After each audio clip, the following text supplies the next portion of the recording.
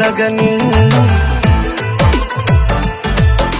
तो आप लोगों ने जैसा देखा जिसमें पवन सिंह जो कि अपनी पूरी टीम के साथ जिंदगी गाने पर रील्स बनाए हैं। जी हाँ दोस्तों, और यह जैसे ही इंस्टाग्राम पर रील्स आया पवन फैन में भूचाल मच गया और कल सोशल मीडिया पर जो कि पवन सिंह का ही रील्स जो कि वायरल हो रहा था। जी हाँ दोस्तों, बता दूं इसके पीछे राज कि पवन सिंह जो कि होली में बहुत ही बड़ा धमाका करने वाले हैं आप लोगों के बीच। जी हाँ दोस्तों, उनका सत्या वाला लुक मतलब एक जबरदस्त लुक देखने को मिलेगा। जी हाँ दोस्तों, बहुत बड़े लेवल की तैयारी हो रही है। बॉलीवुड गाने भी आएंगे, होली गाने भी आएंगे।